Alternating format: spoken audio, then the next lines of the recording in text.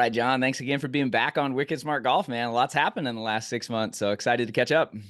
Yeah, definitely. I know you're blowing up and everything you're doing, going well. And same thing with the tour tempo. So great to be here. That's what we love, man. Just keep at it, keep consistent, and help a lot of golfers. I know that's what we're both all about. And if you guys did not have a chance to listen to part one, we're going to do a little recap here on some of the biggest things because Tour Tempo, to me, I will say this, hands down, is the best dollar for dollar app you can spend in your golf game. Not even close. I mean, for what you're charging and what people can get from it, they can get distance, they can get accuracy, and they can just start out driving their friends and hit it better. Like, I'm not paid to say this. I just love your app. So I want to start by saying well done with you. And I know it's a whole family endeavor over there. So nice job there.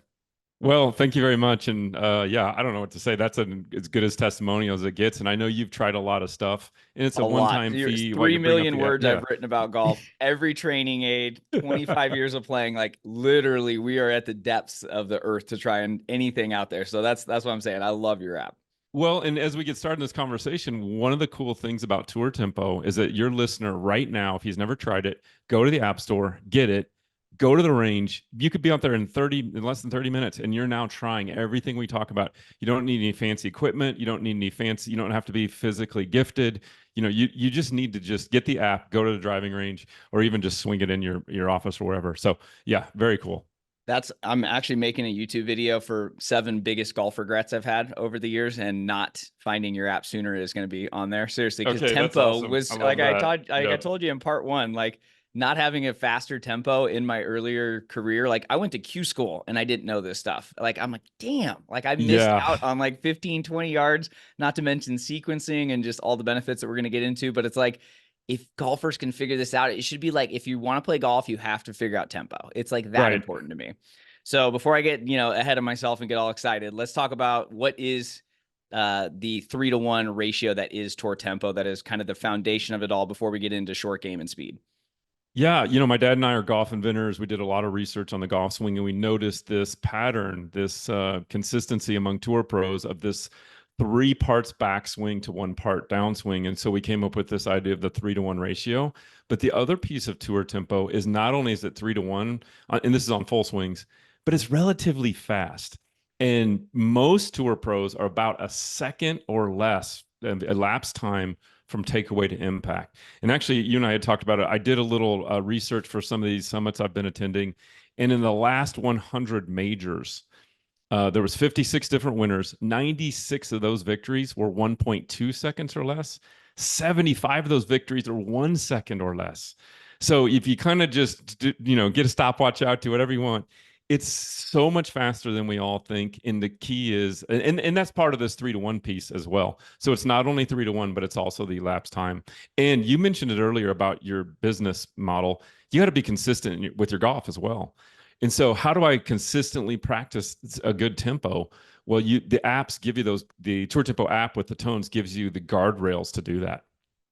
So we got to break that up into 2 parts. So I want everyone to be super clear about it. So 3-to-1 means your backswing takes 3 times as long as your downswing, correct? Correct. And a good way to think of it is, let's just talk about this thing in frames per second. Typically on the iPhone or most devices, there's 30 frames per second. You can obviously do much more, but 30 is where it makes it easy.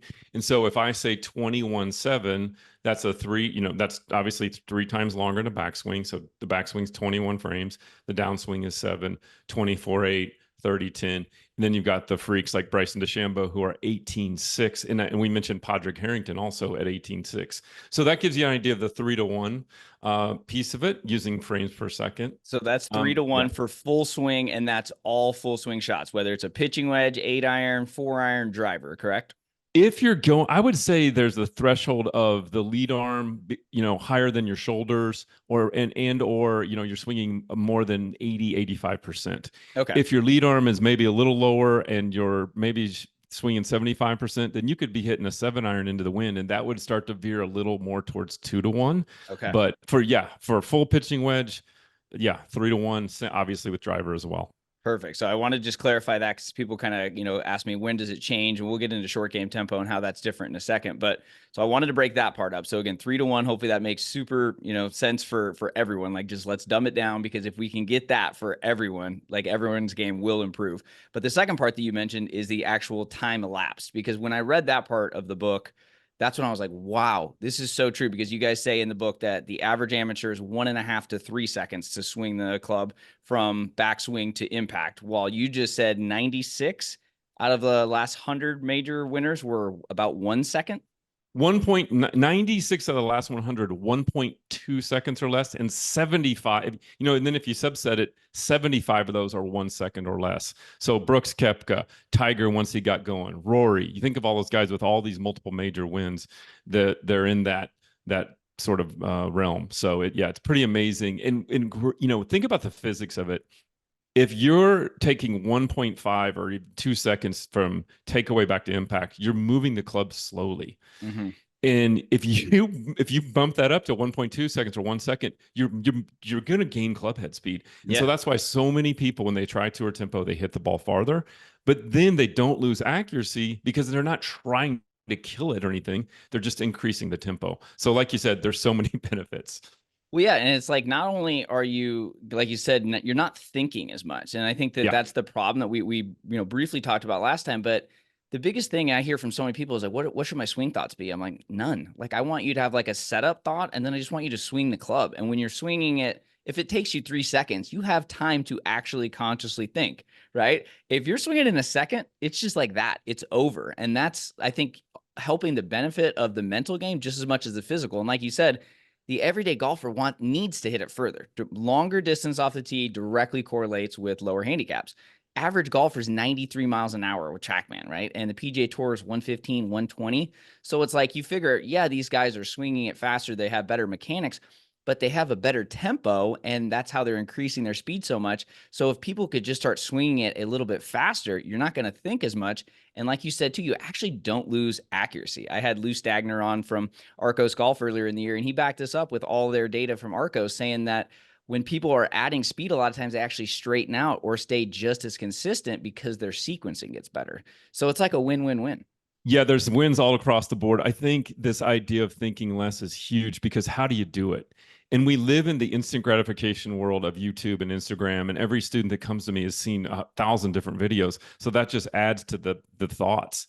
And whenever anyone does tour tempo for the very first time, I'm going to ask you, what are the two most things you hear most commonly when you first try tour tempo? It feels fast at first, but wow, I can't believe how much distance I added. Okay, I love that. But okay, it feels way too fast. And then the second most common, and yeah, I did add the distance, but the other comment is I don't have time to think. Yes. And when they say that, I like doing backflips as a coach, because the last thing you want that guy doing is thinking his way through a golf swing. And to your point, if you take longer, you do have time to think, and you will want to control something. And this is not, the golf swing is too fast. There's too much club head speed to be consciously controlled. So that's what tour tempo really does, gets us to the right brain, if you will, and gets us into that sort of a mindset. And there's where some of these results are just ridiculous. Yeah.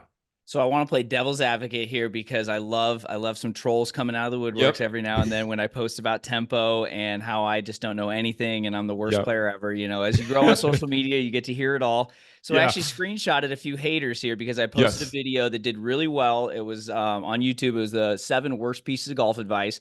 And one of them I said was low and slow on the way back. Because I told you in our first interview, that was, I mean, I can just like, if I could like get in my head and see it, there's like part of my subconscious. It's like, oh yeah, that we knew that from day one, right? Like that was one of the earliest pieces of advice.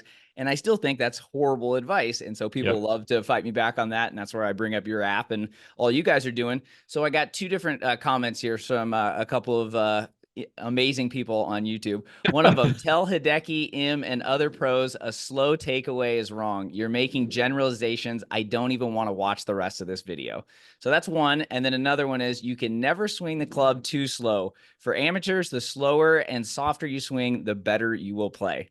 What does John have to say about that? Let's attack that first one first. Absolutely. So Hideki Matsuyama is really, his swing is not that slow. He does pause at the top, which we don't recommend. That was a drill he did with his coaches. Is I don't that know how if you. that and that just stuck? Because I've always wondered. That's how that Okay. stuck. Yeah. Okay. Now keep this in mind about Sungjae, Hideki. Let's just bring in Kalamurakawa as well. Hmm. Tell me how good those guys' mechanics are. They're off the charts perfect, right? Tell me how good the average golfer's mechanics are. Not They're good. off the charts terrible. Then tell me how far does Hideki hit it? Let's just say with his gamer on course, he's 177 ball speed. Would you agree? Probably, yeah. That sounds Have about you right. seen the video on Instagram where he goes 190? No, I haven't. Yeah, he did some work with Jeff Flagg. He works with Jeff Flagg and I think Fast Eddie, and he did some he did So he added 13 miles an hour ball speed? yeah, and guess what? There was no pause and it was very fast. Really? Yes. So the point to these people that say, don't tell these guys this, it really actually, if they wanted to hit further, that would be the first thing I would attack. But the reality is their mechanics are so good and they already hit it pretty far that it's not necessary Hmm. for them. The other big piece of this when people say, look at Sungjae or whatever, Sungjae and Colin, go ahead and look at their transitions. They're actually really quick. Hmm. Those guys transition really quick. So it's just the idea that low and slow is still out there. I get it because it's so baked in and it's an illusion. It's an illusion of control. But here's my response to the haters. Okay, those guys are out there. You go try their tempo and now try Rory, Ben Hogan, Tiger, Phil Mickelson, Sam Snead. Need I go on? Okay. So, and I just told you the last 100 major winners, 75 or 1 second or less. So you need to try that. You Yeah. absolutely need to try that out. Maybe your tempo is more 30-10, which is more of Hideki Matsuyama. We Hmm. got that's in the app. We Right. got you That's three covered. to one still. It's just a That's three to slower. It's one. not Yeah. saying, yeah, I think that's where people get confused is fast versus having the right tempo. Because in the app, you guys have what, 5 different We don't want you timing? just being Zorro for no reason. We want it to fit the model, right? Right. Yeah. So That's what I let's like fit too. the, You guys aren't saying that everyone has to swing like Tiger or like this that's right. person or this No, no, person. no. Yeah. But what I am saying, you definitely should try it. Hmm. Because you don't know what you're capable of. And I will, and this is an ironclad 100% guarantee. There's never been a guarantee like what I'm about to tell you. If your swing is 30-10 or more, okay, and you get to 21-7, guaranteed 100%, no doubts, you will pick up about 20 yards of carry on the driver and whatever equivalent on the irons. Guaranteed, period, the end. And guess what? You can literally go stop this podcast right now, download the app and go try it. And we've got the frame counter in there so you can check yourself, but you will gain that yardage. You don't have to do a fitness routine. You don't have to buy any sticks. You don't have to get new clubs. You will absolutely gain that speed. Now, if your current tempo is 24.8 and you go to 21.7, the guarantee is not it's not for Yeah. sure. But I You'll mean, most golfers yeah. are not. I mean, I don't know. Most Like golfers are not. you need to Exactly. rent out a Yeah. golf course and do like a study and You're right. see, have the everyday golfer come up and test. And I would love to see just what average municipal golf, what they're swinging at, and then get them on that. I feel like that would be an amazing testimony because you just go. I love watching golfers, but everybody thinks that they got to go low and slow, and then they're hitting it, like we said, 93 miles an hour, which is like 215 yards. Golf's pretty hard at 215. I've hit it 215. I like hitting it 300 plus. It's a lot easier. Golf is really hard at those kind of speeds, and it's also really hard on the body to you're moving so slow. You've got to use extra muscle as Right. you do it. There's just all kinds of things you have to do to move that slow. So really, my response in general is just try it. Try those different tempos. It's a $12 one-time fee. You can't go wrong, but try it, see how you like it. And believe me, if these other guys on tour did swing faster, they would absolutely pick up speed. They just have the perfect mechanics and have developed this game over time. So it's not as high on the list for them. Also, if you think of somebody like Colin Morikawa or Hideki, and you think of Tiger, Tiger's always had a perfect 3-1. Everyone always thinks that a tour pro is so great because he is where he is, but how do we know they couldn't have been better? Mm. Maybe Colin would have 5 or 6 majors right now if he had faster tempo. We don't know. Yeah. Right. Yeah. I'm not going to be the one to tell him to do it. If you run into him, just, just mention out. it. Just be, hey, Colin, I think we could help a little bit. Yeah. Yeah. But I had his coach. I had his mental coach on earlier in the year. I should have talked to them about it. Yeah, exactly. But Anyway, I love when people bring those up Yeah, because because I wanted to bring that up just so I could get because you're the wicked smart guy when it comes to tempo. So I wanted to get yours because I thought I was, doing my best. I'm defending you in the comments because I love getting that, Instagram or the YouTube algorithm fired up because I'm like, just yeah, like you said, I'm just going to say, just try it. Just try it. just try And it because absolutely you can get away in golf with anything. Jim Furyk, you yeah. name the wild thing, you can get away with it. But let's try this to see what happens, especially because it's such an easy lift, right? Hmm. How hard is it to download the app on your phone, to Yeah. go hit some balls to it? It's such an easy lift to try it and do it. And that's why it's like you said, you just got to try it and do it. So no, but Yeah. I love Now, that. One other quick thing yeah. on low and slow. I don't know if you remember when Phil won his major a few years back, the PGA. The PGA. Yeah. Last one. Yeah. And then Definitely. Dustin Johnson does this as well. They literally lift the club straight up about 6 inches and rip it back. It's pretty wild. So they Is literally that just with driver? just with driver. And I don't know with the other clubs, but Phil, when he won that major, Hmm. I can't even tell you how high he lifted the club straight up Yeah. before he swung back. So all these ironclad things we've all heard, maybe not. You got to try these other things, right? And then the other quick little thing to just put a button on this whole thing of these slow swings. Again, Ben Hogan. Name the three greatest players ever: Jack Nicklaus, Ben Hogan, Tiger Woods. They were all 3-1. They were all really fast. And should we swing more like them? I don't know. You got to try it. There's where it is, right? Hmm. So that's where I head to. Yeah, I mean, learn from the legends, right? Like there's like, Exactly. Tony Robbins always says success leaves clues. I couldn't agree more. And That's exactly what it is. it's very Exactly. evident. So you can only get away with super slow, like Hideki, Collins stuff if your mechanics are absolutely dialed. And hey, there's one more other thing. And you hit it far enough, Yes. right? If you have those two things, more power to you. But Yeah. But let's make golf a little easier. It's pretty let's make hard. it easier and let's go for 15 majors, not just one. So Yeah. anyway, yeah.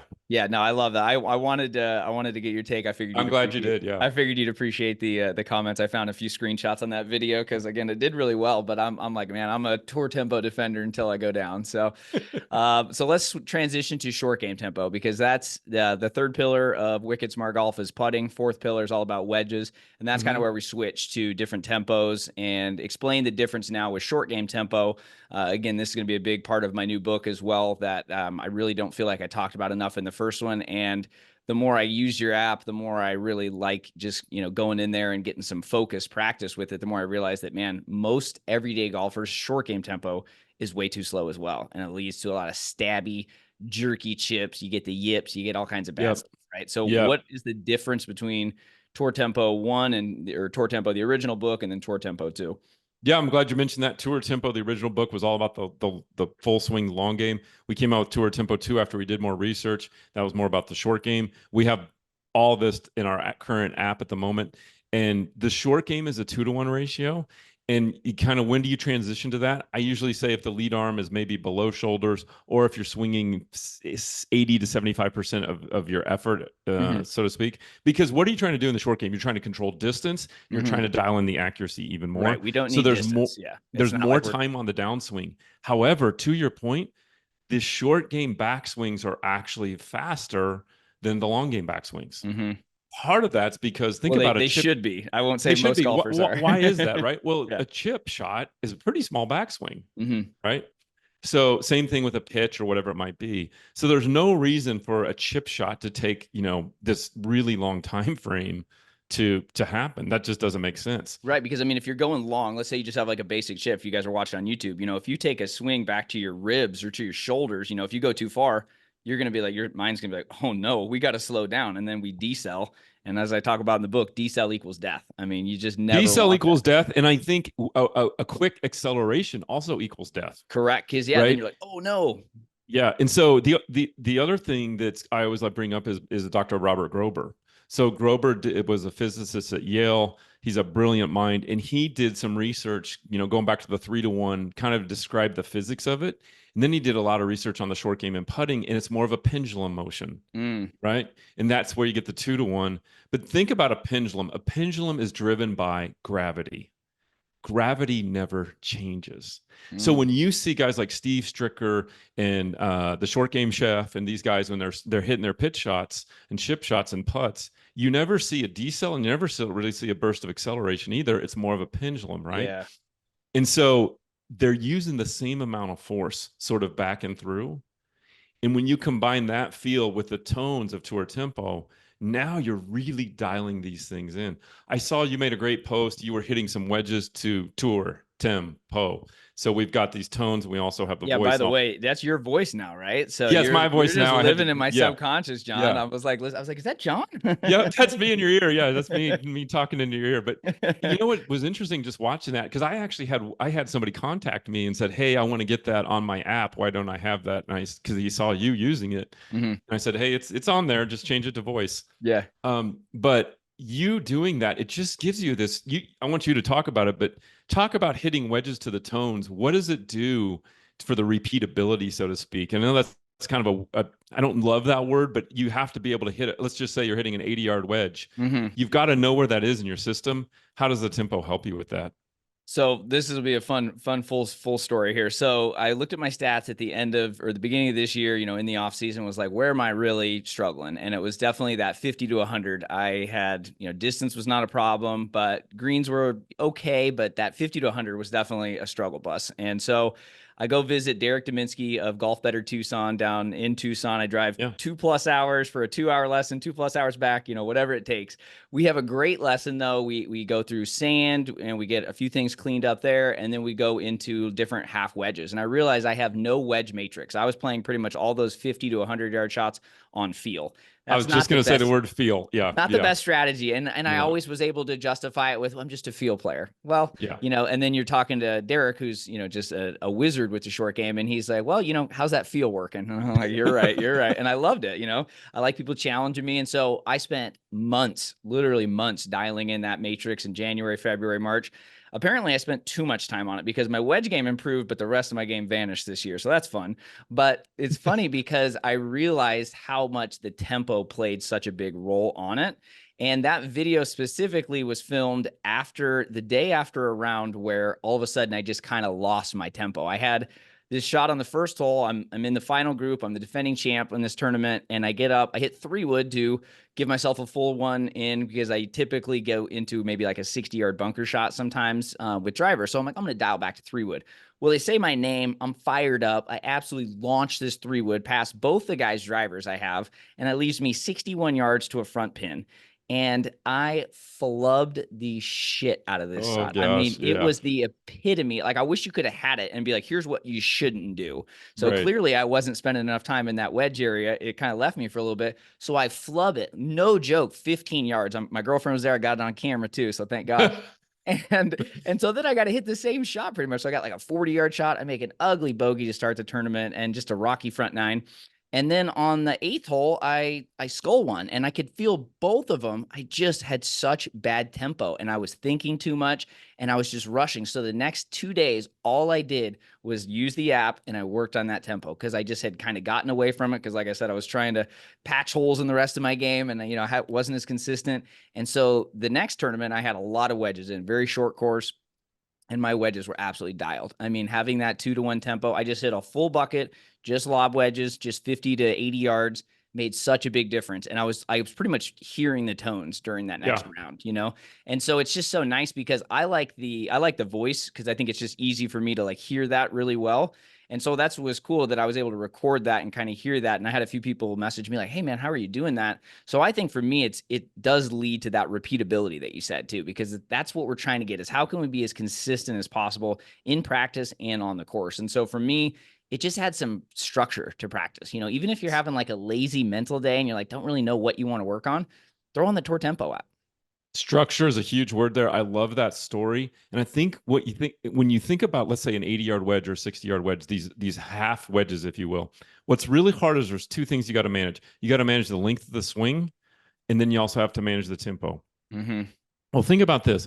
What if we could just take tempo and say it's always the same? Yeah. You never have to change it. All you have to do is change the length of your swing, which makes sense, right? If you're 80 yards, it's going to be a bigger swing than 40 yards. Yeah. Right. But do the same tempo. And if you have that tempo locked in, it doesn't matter the shot. All you need to know is how far to take it back. Mm-hmm. And now you can focus on brushing the grass or whatever it might be to hit that wedge crisply, because tempo is not a worry. It's not a thought. And it's Mm-hmm. also sort of, control is not a great word, but it's under your control, so to Yeah. speak. So it's going to happen naturally.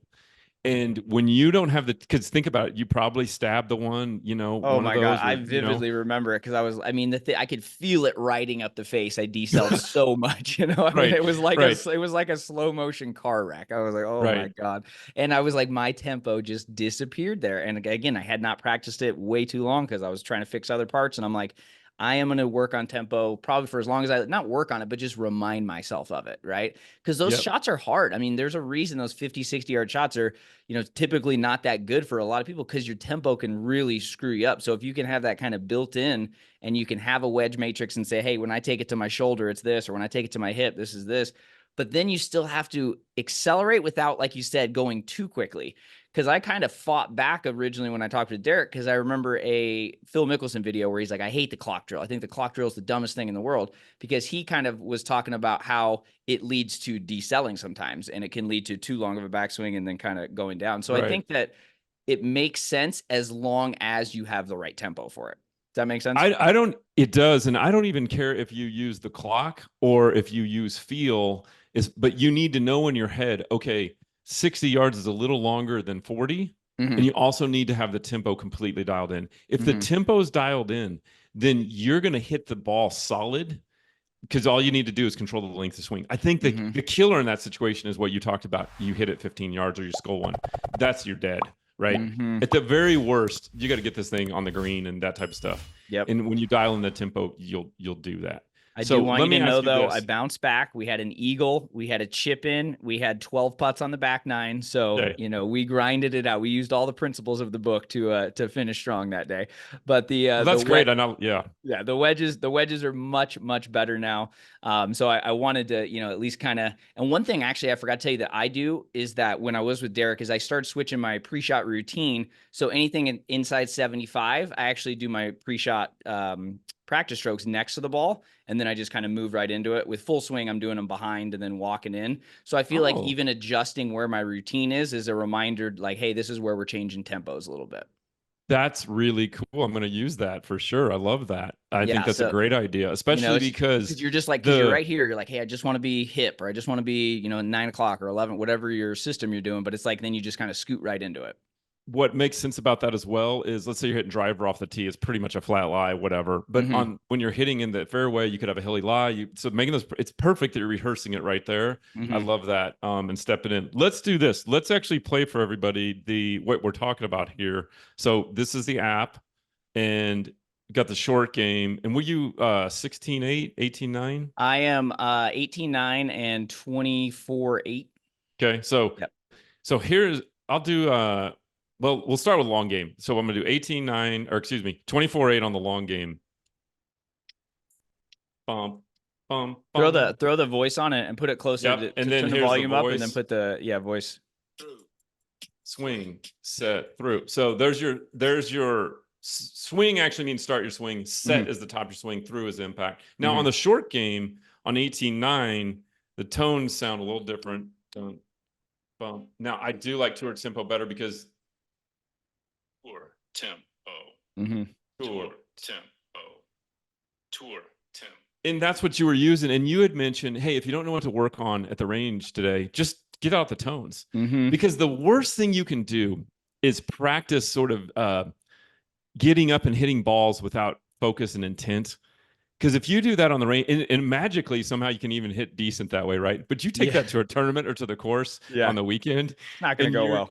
it will not transfer. Whereas if you're using the tour tempo, you have to be dialed in on, hey, I'm focused on these tones, because if you're not, you won't do them correctly, right? Yeah, I had a whole conversation with Mark Immelman about this yesterday, because he had a great chapter in his new book about focus practice. And I realized how lazy I just got. I got 100 business things going on, and I go to the golf course. I'm trying to film content. I'm trying to do this. I'm like, man, my focus has been absolutely horrible. I'm Right. on my phone. I got notifications. I got this and that. So now, which leads me right into, I realize you guys have all the binaural beats and I have all this cool stuff in the app. I'm like, I'm just going to either throw on the Tour Tempo app or throw on the binaural beats to just like have some more focus. So explain what that part of the app is. I don't think we really talked about that at all last time. Yeah, for sure. So that's something that I really beefed up on this one. So it's called the tracks, and you can see here it's a whole nother page. I'll send you a screenshot of that so you can have that Oh yeah. as All well. right. You John, I obviously can already pull it got it. Are off. you Yeah. kidding me? So, So what we did is we've got we basically broke this one down to it's only the full swing 21/7, 24/8, etc. This is just the track. So now it's more of music. So you can hear those three beats, but it's more of a musical song, and it's pretty interesting to swing to. yeah. It takes So a did you little more create, so did you focus. create these songs? Like, how did you get that? Cause I thought that was really cool. Yep. It's pretty cool. My brother Jeff, God rest his soul, he was in really became a good musician and started creating all this content for us and all these songs Mm, because we wanted to have something different. And that's I thought in the, hey, we're doing a bunch of updates on the app. Let's put more of those in there. But he mm-hmm. also did the binaural beats, like you mentioned, to create alpha waves. Now you do have to use headphones to Right. create the alpha waves. And so you can see, obviously, it says alpha waves. Choose your tempo, and then you choose your they're much softer, obviously. You can sort of hear that background. And one thing that's pretty cool about these, like you said, you really get into a zone when Mm-hmm. you're when you're doing these Yeah. for many reasons, but it's very soft. And you can also use those at home. Maybe you're lying in bed to meditate and kind of picture your swing, if you will, Mm-hmm. to those tones. It's really interesting to feel that and sort of say, kind of visualize or image your swing to those tones while you're relaxing at the house. So, Yeah. So just to clarify, like for people that don't know what binaural beats are, can you kind of explain that a little bit? yeah. So the binaural beats, it basically is going to create these alpha waves in your brain. One side plays, I don't know the actual megahertz. I should know that, but let's say it's 100 megahertz and over here is 200. So your brain will hear the 150. Mm, And so that's what gets you into that alpha state. The best, if you think about, you've heard of this term called beta blockers. That's a drug you can use if you're mm-hmm. really nervous. Well, beta waves are real tricky in golf because there'll be too much energy. You feel a little nervous over the ball. Mm-hmm. The alpha waves are more of the zenist, more of a zen type state. Obviously, super important for the short game. I think long drive, the sport of long drive, is a little more almost, getting into this more of a hyped up mentality. But Yeah. mainly, even when you're trying to kill one on the golf course, you have to hit it solid. You Yeah. still have to have sequence, and you still have to do, all these different things mentally. So the binaural beats create this alpha state in your mind, and that's really good for focus. Relaxation is not the right word, but just a very calmness and very focused. Yeah, I think focus, that's a really good word. Yeah, because I mean, obviously we want to try and be as relaxed as we can, right? Stay out of stress. That way we can get in the zone. And the only way we're getting in the zone is when we have lower brain waves. If we're, missed a 2 foot Yes, putt or exactly. they're spiked, so we got to Yeah. figure out like ways to get it down. So I think that I know I'm not alone with the focus practice or lack thereof. So I think that that can Oh, help for anyone everyone. listening, just because of like, say you only get 2 hours a week to go out and practice, like just turn off your other notifications and stuff and just like turn that on. I think that can help so much. And I also like with the short game and the other side too, that you can just like throw it on when you're doing bunker practice or when you're doing, we talked about the full swing, but I mean, even the little stuff, like it works with putting, right? It works with bunkers. Like explain a little bit too on how you can use it during practice for pretty much every shot, right? Yeah, I mean, obviously, if you think about it, every shot's going to fall into either a full swing or not a full swing. And so for like the putting, it's incredible. I know so many good players that use it for putting because it helps you dial in. You don't have to worry about having this different tempo every time. It's the same tempo, whether it's a 5 foot putt or a 50 foot putt. The difference is the length of that backswing. Mm-hmm. And so it really does give your mind sort of this, okay, bump, bump, bump, tour tempo. I know in time and space, those are two key words, time, space, right? Where the putter should be. And if you just do that alone, it can help golfers. I have a guy that just came in for a weekend session with me, and he gave his wife this triangular putting device to put on your putter. When she think of an average golfer or beginning putter, they just kind of do all this weird stuff, right? Oh No yeah. tempo, no nothing. Yeah. So this triangular thing that sits on there, and then he did the tour tempo with her. So she kind of had this motion. She putted great because the average person, the putter's just all over. There's no Yeah. time. There's no control of anything, right? Yeah. And so the tempo for putting is especially also a great way to start with tempo in your swing, because it's so you're not going to hit it fat, you're not going to hit it thin, Mhm. and it's easy to see whether you do it because as you take the stroke, you can see the putter head. And So again, like we talked there's about, so many benefits. yeah, and like we talked about, the decel is death with wedges. Also the same with putting. I mean, if you're missing putt short, there's nothing worse. So I know there's a lot of science out there, but you want to hit it 18 inches past the hole, or and like anything inside 10 feet, you always want to get to the hole. But otherwise, try and diet in. You can be okay with it. I agree with all the science. I can't fight all that. But for me, the emotional toll of hitting a good putt and leaving it short because I decelled is arguably the most frustrating thing in the world, So if you can get your tempo dialed, you're going to give some more putts there. I'm not saying you have to race every putt by to say you got it there, but I feel like the emotional toll, because there's like nothing worse than leaving it in the jaws all day, right? Exactly. And I think everything we're talking about in these last couple little conversations we're having, it's one less thing to worry about, Mm-hmm. right? One less thing to worry about. And it's one of the key, one of the things John Garrity, who brilliantly wrote the book, co-authored the book with my dad, wrote was that tempo is a fundamental of golf. But A forgotten do you fundamental, practice? right? How do you practice that Yeah. fundamental? Yeah. Right? How do you even practice it? Because most people practice it by trying to swing slow or whatever. But how do you do it in putting? Do you swing Mm-hmm. your putter slower? You know, Mm-hmm. most people don't contend that there must be a low and slow in putting, right? Yeah. So, you know, That's true. right? It makes kind of sense. It's like there's a certain rhythm to putting, there's a certain tempo to putting. Well, let's practice it. How do you do it? Well, the app now gives you that, and it's so I don't know if black and white's the right word, but it's just easy to do, right? It's Mm-hmm. not that hard. You're matching this up. There's a lot of It, apps that are confusing, and there's a lot of training aids that are like, you got to hook up this band to this. And I mean, like, I'm at the PGA show. I'm like, oh my God, like, I'm not saying it's not a good product, but if I can't figure out how to do it with three people here, there's no way I'm going to do this on my own, so it's exactly. simplicity goes a long way in golf. I think that's a huge thing with tour tempo. It's very simple, but man, for putting, it can be work wonders for people. Yeah. You can start to focus on what you should be focused on, reading the putt, all Mm-hmm. those things, however you want to do that. Let's just get your tempo baked in so you don't, one less thing to worry about. Love it. Love it, man. So there's another thing in the app that's super cool. You guys have the ability now to upload videos. Tell me a little bit about that. I think that was a really cool upgrade. And I don't know how you guys are doing that on the tech end side of it, but I experimented with a little bit and I thought that was a really cool feature. Yeah, so if you look at the bottom there on your navigation, you can see analysis, and you've got the frame counter side of it. You can go to capture video, import video you've already taken, and then you'll have a library that's created. So if I open up the library, I can open up a swing. You can move it every time you press the little button. It's going to move it one frame of video, which is perfect. And it's so handy to say, okay, what's my tempo? Mm-hmm. And so you put your swing in there. As soon as the club moves away from the ball, you press the start in the upper left-hand corner. Once you get to the top of the swing, you press top, and that'll tell you, it'll count the frames for you. Mm-hmm. Once you get impact, you press impact, and now all of a sudden you've got your ratio. It's not in this app yet, but it's almost there. It should be. We're launching this here probably in the next week or so. You'll be able to rotate your phone horizontally, and then it'll compare two swings that you've already put in on tempo. Nice. So you can Yeah, see and like so a that's bad really swing cool. where you were too slow or something, and then a good one with the right one. Exactly. My favorite thing always to do is compare to like Tiger in his heyday or Oh, so you Rory. can compare to pro swings.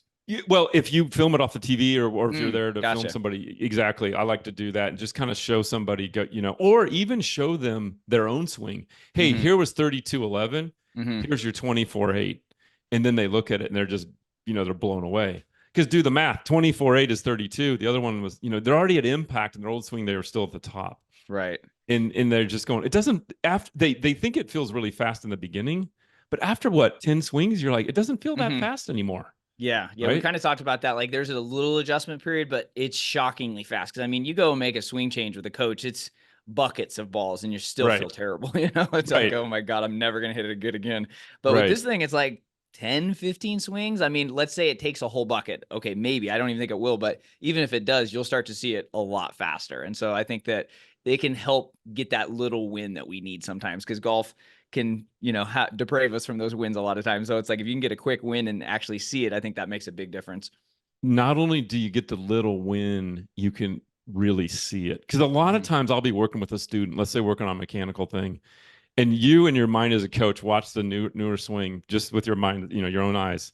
You're like, oh, I know that looked better. And then you put the look at the video and you're like, God, it didn't change at all. Yeah. Whereas tempo, it's absolutely unbelievable different, right? Like if you go from 32-11 to 24-8, it's incredible. And when I do the side by side, you can really show the student, hey, this is not only a little win, it's a huge win, because you're now, you're at Tiger's tempo when he won all those majors in, 2000, the year 2000, right? So good. Yeah. It's so Tiger good. 2000 was like a cheat code, man. That It was, was, wasn't it? Scotty Exactly. Scheffler, I guess, pretty much did it this year too, though. So, I mean, That's pretty, right. pretty close. But by the way, you mentioned Scotty Scheffler this year. His tempo is the exact same as Tiger that year. oh, no kidding. 24-8. What is Yeah. theirs? 24-8. 24-8. Okay, perfect. Yeah. So I'm on the right track. So All you're right. on the right track there. Yeah. Yeah, exactly. Yeah. And one thing too, just to clarify, I think you had mentioned it maybe it's in the app or maybe our last interview, but it doesn't have to be like exactly 3-1. Like, yeah, our goal is, but if it's like 3.12 or something, right? Like, or 2.9, like you kind of broke it down. So it's not like feeling like people have to be too rigid, but obviously that's kind of the goal. You just don't want it to be like 5-1. 100%. 22-7 is just as good as 21-7, 25-8, 23-8. Any of those are great. When Grober, the guy I mentioned earlier, the physicist, did his studies, he actually found that the window was from 2.5 to 3.5, Oh, with okay. the average being So 3 that's to where 1. 3-1 just gave me Yeah. that So you average. could be in any of those ranges. What happens though is you get 4-1, 5-1, you get into this realm of it's so slow going back. You don't load the tissues, you don't load the muscles, you have time to think, you start doing weird stuff, and all those bad things happen. Yeah. So that's what I don't like to see. But you're right. That's a cool thing about also think of the time frames, like 21-7 or 22-7. It's 1/30th of a second. Right. Like that's such a it doesn't matter. It's Yeah. okay. So this So is I one think that time. helps people though. Maybe it kind of frees them up, right? Because obviously we're Yeah. not robots. We got all this AI everywhere, but we're not there yet with golf. So it's like it's Yeah. okay to give yourself a little bit. Like you don't have to be perfect, but like right in that like area, like you said, 2.5 to 3.5. Obviously the average is 3. So I think that I just wanted to bring that up just in case people are we got a lot of perfectionists in the golf world. No, I'm glad you did, because I think it's a huge thing, because people always ask me all the time, hey, I'm 23-8. Do I need to get that to 24-8? No, it's great, especially if you have the results you want, right? My next question always is, have you tried 21-7, right? And it's not necessarily faster is better, but it's just about like kind of what you've kind of landed on. Find your tempo amongst these. Find the one that works for you. This is one of the rare times in golf you can do pound for pound, literally exactly what a tour pro does, right? You can match their tempo, and really amazing things amazing things happen when you do. Yeah, one thing too, I kind of squirreled all over this conversation because I just love talking tempo with you. Yeah. Sorry, but we kind of mentioned it earlier with like half swings or wind. I have a big emphasis in the off season to play better in the wind. I was absolutely awful. I had 2 rounds this year where I wish I could watch them over and over again to remember how bad I was, to give me motivation to get out and practice. But I think that I tried to one day, and they were both very windy days. I mean, like one day we probably should have called it. It was pretty like there's hard but then there's dumb, And so Right. again, I'm not saying that was the whole reason I shot whatever in mid 80s, whatever it was. It was awful. But I realized that the wind definitely, that's an area to improve. I didn't grow up with a lot of wind in Oregon. We don't really have a ton here. So it's not like Texas or some of those other places. So you mentioned a little bit, I think, on it. So I want to work on my wind game. And obviously I can't just go find a, fan to practice into. So when I'm at the simulator, when I'm at the range, should I just do more like once I warm up and go through it, should I do like more the 2-1, like short game for more like knockdown type shots, since they're not trying to be as high up in full swing? Absolutely. I think that's a fantastic idea. Like you said, it's hard to simulate the wind if you Mm-hmm. can't go practice in it, if you're especially if obviously you're in a simulator.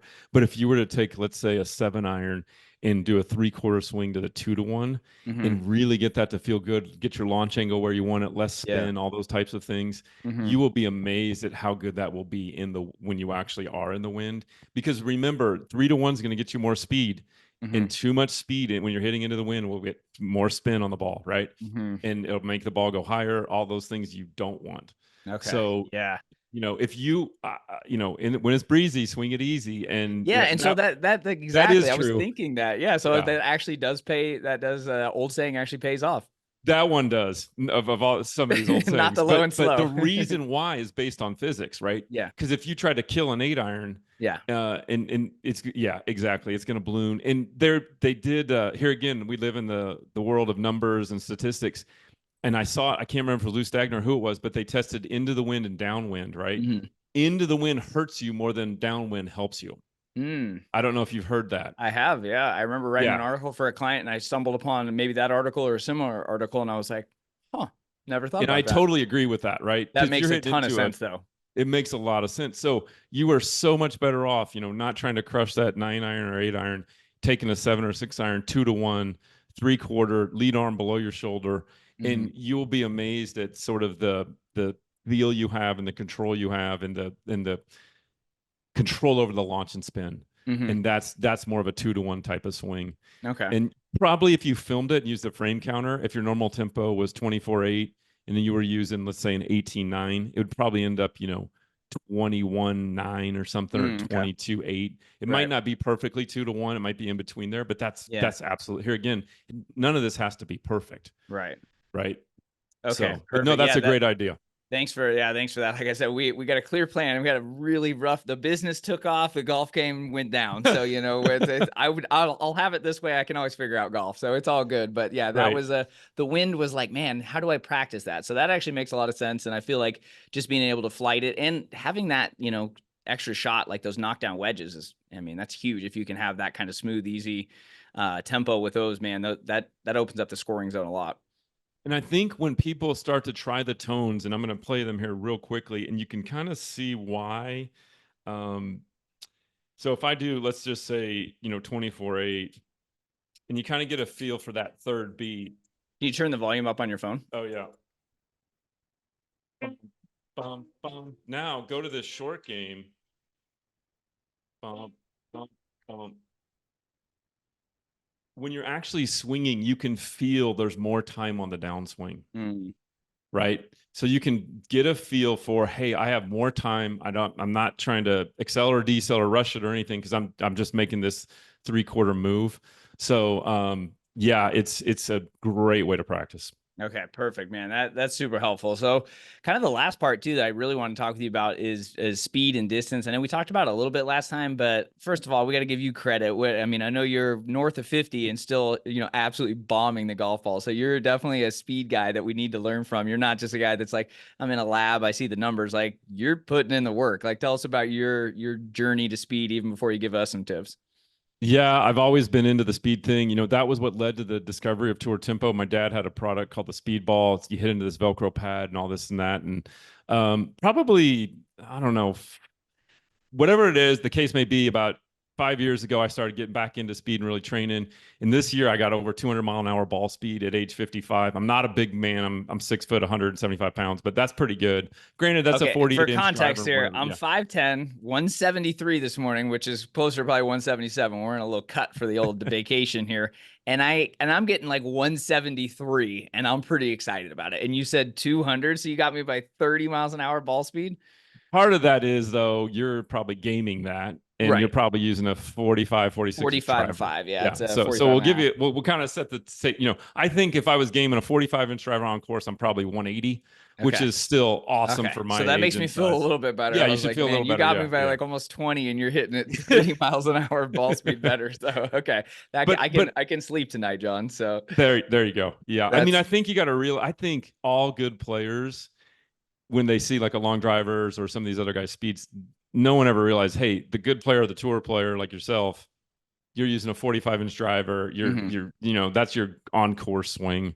So it's definitely, going to be lower. But no, whatever the case is, I can definitely get the speeds going. I trained Yeah. it. I know how to work it. Well, I love the videos you sent me too, man. You got a great swing. You are lashing out. Like, are you training with Bryson? Because I mean, it's aggressive. These are not casual, like go hit some golf balls. You're focused. Yeah, and I think that's part of the whole speed thing. But I think my first kind of tip, if you will, or thought on speed is, can I get more load in less time? So can I create a bigger, more handle travel, more rotation, Mhm. more ground force, but do it either in the same amount of time or less time than your normal backswing? Mm. And again, this is an ironclad 100% money back guarantee to anybody listening and watching. You will absolutely positively 100% gain 10 to 20 yards if you can get more load and do it in less time. Think of Bubba Watson, John Daly, any long driver, those types. They're getting this more load in that less time. Think of John Rahm, for example. He's got this short fast swing. So short, so fast. He's a big man. He doesn't need much more speed, right? But Hmm. if I did see a video of him going to 190s, mid 190 ball speeds, and he had taken a longer backswing, Mm. right? So Same. explain load for the everyday golfer and like what that really means to you. Is that using the ground more? Is that a more rotation? Is that just faster? Like I still I guess need some clarification on that too. Sure. I think some of the big, there's four segments you can load. You can load up your hips, you can load up your shoulders, load up the arms and the wrists. Hmm. If for the hips and shoulders, that's more of rotation. Hmm. For the arms, that's more of getting your arms in the air. A So lot of farther away from your body. or straight above your head, Okay. right? So a lot of guys come in, you'll look at them at the top, they're saying, "Hey, how can I get more speed?" And they're top of the backswing, their hands aren't above their head. Well, if you look at this bone right here called the humerus, if I can get that thing to 90, I've got so much more room for the arms to go Hmm. that's going to create more speed. So that's absolutely sort of getting your arms up. And if you So look how at do all you these get the great long, arms more up in the swing? Because again, I'm not the swing guru here. So is that a and flexibility? Is that mobility? What is that? What does that come from? it can be all the above. And I'm not saying you should be upright Hmm. necessarily. And I'm not saying you should be flat necessarily. I'm just saying getting the arms to, like, if the arms are stuck down here, you Hmm. don't have all this to slam the arms down. The Gotcha. ultimate example is obviously like the longest guy in the world, Kyle Berkshire. Hmm. If you look at his hands at the top of the swing, it's crazy where they are. They're so Gotcha. far above his head, right? Yeah. But if you can't get him all the way up there, that's okay. Just get him a little higher, right? Right. Okay. Right? Just a little higher. Yeah. Same thing with shoulder turn and hip turn. Can you just get a little of both, right? But if you do all those things and you do it in that same amount of time or a little less time, Hmm. you're absolutely going to gain speed. Tony Finau, right? Have you seen the video when he goes like 210 ball speed? I have. Yeah. Yeah, it's a full backswing, right? It's not Yeah. a short little It's weird backswing. to see. It's like, yeah, Yeah, and you're kind of like, why don't you do that more I often? know. Because Yeah.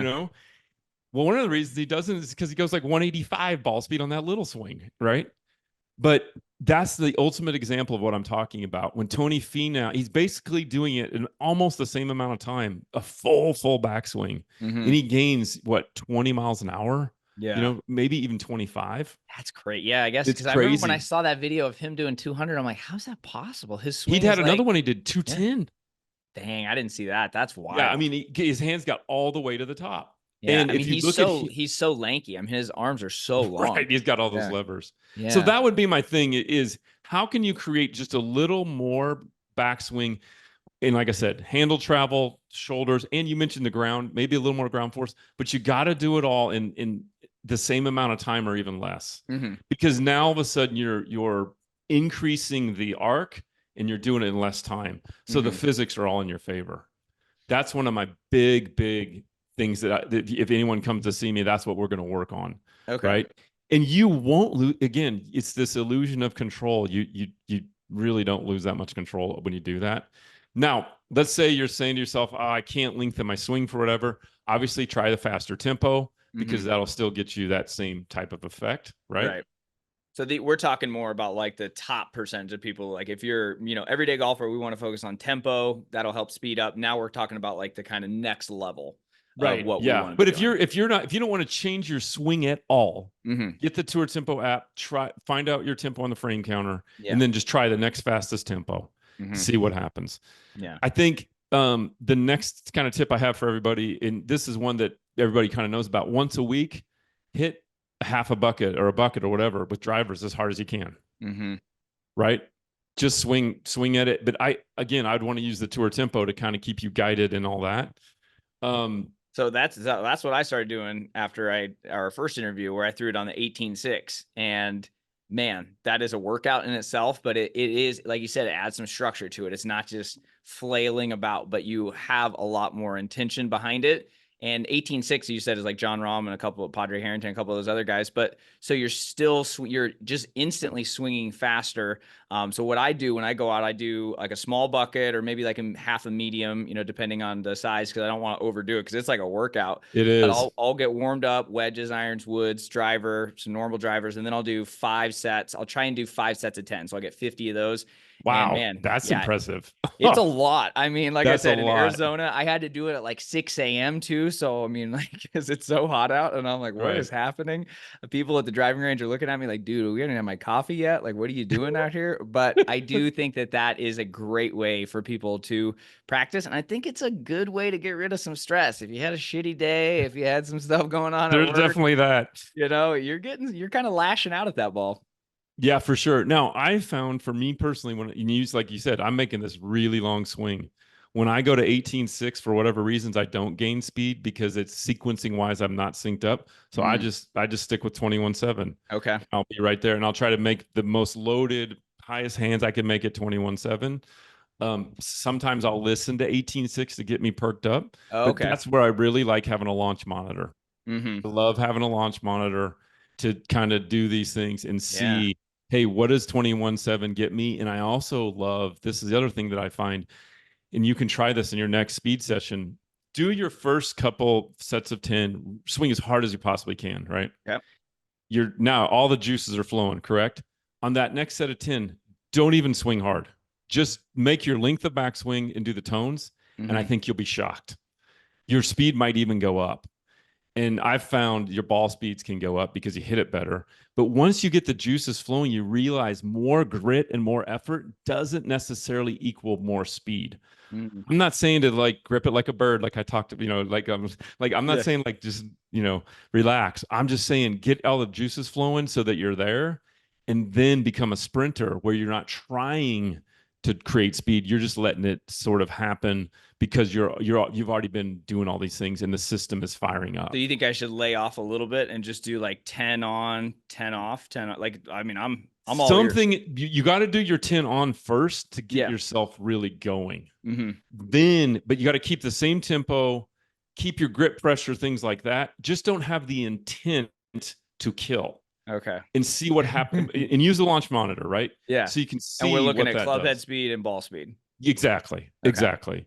And see if that affects it at all. And you can obviously look at your dispersion and things as well. But Mm-hmm. that's really interesting to see. Does that affect things? And it gives you an idea that, hey, once I've got my system fired up, I've got a nice handle travel and Mm-hmm. I'm doing the tempo, I don't have to try to kill it. Mm-hmm. And I can be focused on sort of feeling the swing. And like you kind of mentioned, just working on the tempo, not necessarily a million swing thoughts. Yeah.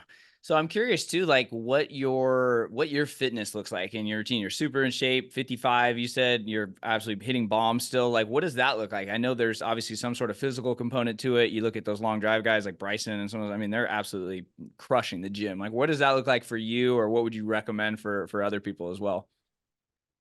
Yeah, for sure. I'm definitely in the gym a couple times a week. I'm definitely going really heavy. I'm trying to go in safe ranges of motion.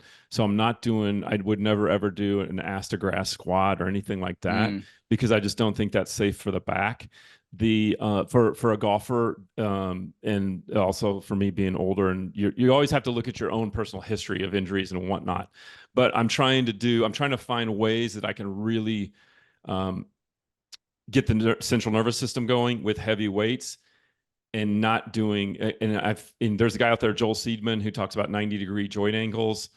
I'm a big believer in that type of thing where you're not fully going in that full range of motion. mm. When you're lifting weights, you're not trying to get flexible. You do that away from the gym. Gotcha. So So you people have talk. like days where you're like, hey, I'm just working out, and then you have flexibility or mobility type of days. Correct. Yeah, Yeah. yeah. You don't go to the gym to get flexible. You go to the gym to get stronger, more powerful, right? Right. Okay. I also am a big believer in contrast training. So let's say I do a very heavy lat pull down. Hmm. I'll then do a medicine ball slam where I'm taking the medicine ball overhead, slamming it into the ground. Hmm. And so that contrast, what that combines is heavy strength with some sort of power element afterwards. And you're doing those supersets?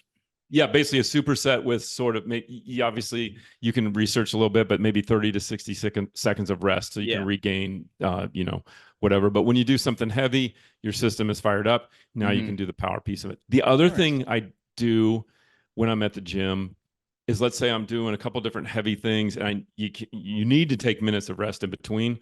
I will work on back swings, or I'll work on my speedball. You've seen that product that we Hmm. have. So I'll do those as sometimes as a time in between reps Okay. So you're to not do just those getting on types your of things. phone, scrolling on Instagram, No, wasting I'm time. You're not exactly. I'm super definitely not intentional. doing that. I want to do something. I will take that time to try to figure out, especially with all the mirrors in the gym. So what golfer can resist a mirror, right? I'm gonna make an Instagram funny video about that, because I every time I'm in there just and I have a Like, Titleist yeah, hat on, everybody knows nobody I'm can playing resist. golf. So Yeah. I'm trying to figure out what can I do to get this thing, more loaded up looking in the yeah. mirror. And so I've done some work with Jeff Flagg as well. Jeff actually trains at Decky, and Jeff Mm. was a world long drive champ. Oh wow. He's yeah, and then a guy out there, Hey Dr. Rob, as well, has got some great stuff. But Flagg's shown me some really great stuff that you can do in between sets for rotation and things like that. Because as golfers, we got to be able to rotate. Hmm. Um, so that's kind of what I'm doing on the in between these things. Is that might look a little more like golf, whereas the main things I'm doing look nothing like golf. They would Yeah. be, you wouldn't know if I was training for golf or any other sport. Next I men's think health that's a photo shoot, you're gonna just be out there. You're just right. deadlifts and squats, and you're just Yeah, doing the big lifts. yeah, pretty much. I don't really do heavy deadlifts. Again, I'm not pulling that from the ground at all because again, Mm. I think it's too technical and too dangerous. Okay. Um, I do think there's a mistake golfers make in the gym of trying to make it look kind of like a golf swing. And Yeah. again, I think you can't. It's not. You can't get it close enough to a golf swing to help your golf swing, and you Hmm. can't get enough load on the body to make it have any type of response. Hmm. So remember, the body has this principle SAID, specific adaptation to increase demand. So when you try to do like this weird golf swing move, there's just not enough neural stuff going on to make your body do what it needs to do. Whereas if I use something called a Mars bar, such a cool device. Highly recommend it for. Actually, I don't do normal squats. I only do Mars bar Mm. squats, and it's like a safety bar, but it's way better. Yeah. Yeah. So if I do those Mars bars and I get going pretty heavy, I can tell the difference when I go to hit balls. You're just more explosive, Interesting. Okay. right? And that's because I'm getting this incredible, this specific this adaptation because I increase the demand on the system.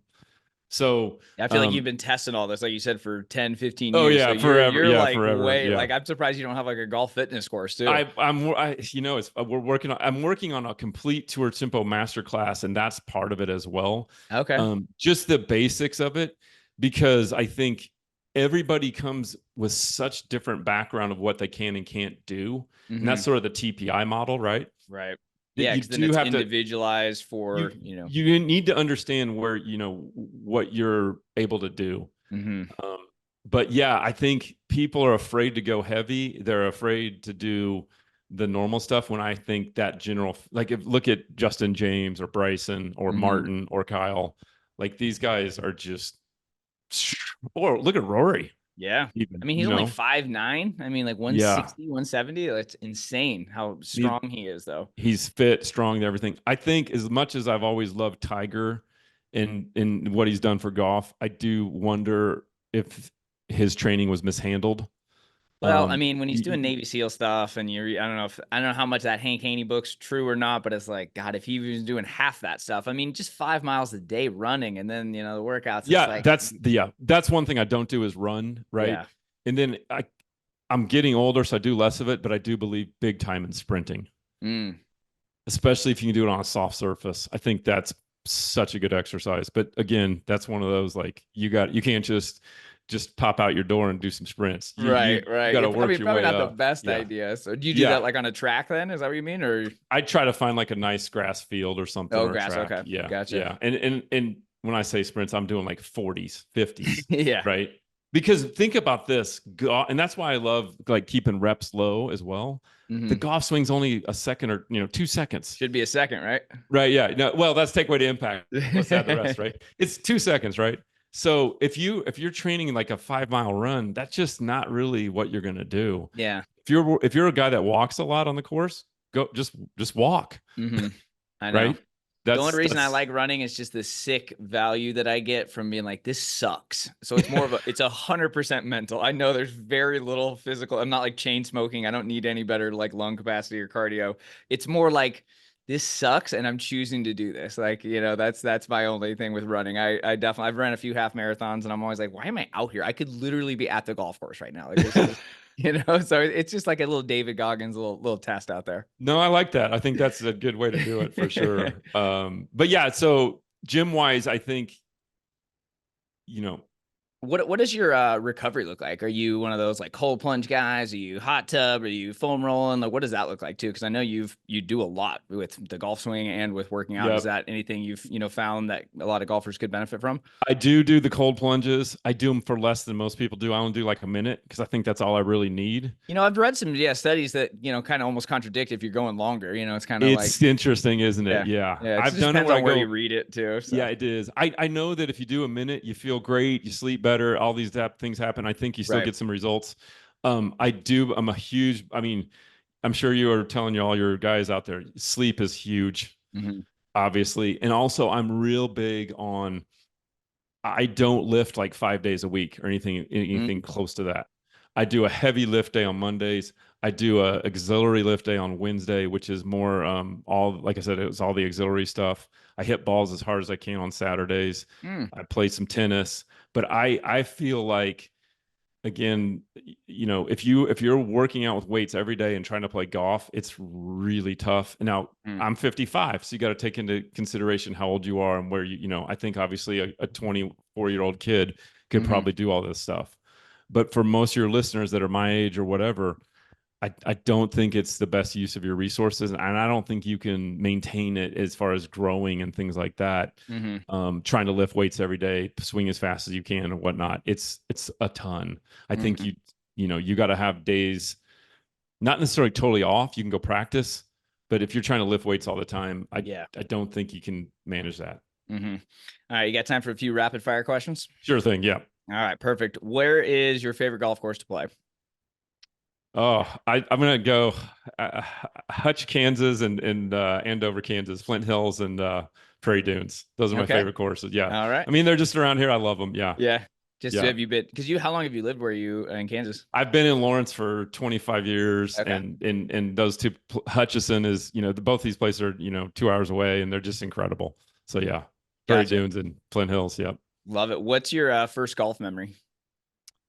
My first golf memory is being probably 6 years old and driving in the dark to this little tournament at Overland Park Golf Club in Overland Park, Kansas, playing on par three course. That's so cool. Yeah, that's kind of the first memory, and yeah, and those were the good old days, right? Yeah. Isn't that funny? You can go back that long and just be like, It is, isn't it? immediately. Yeah. Yeah, it's wild. Who's your dream foursome, dead or alive?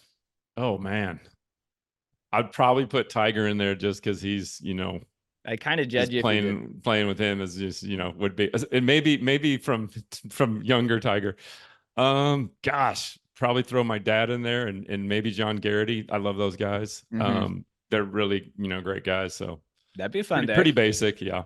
Yeah, I like it. What's your favorite memory if you've went to any golf tournaments? If you went to a major or Ryder Cup or anything like that? Oh, wow.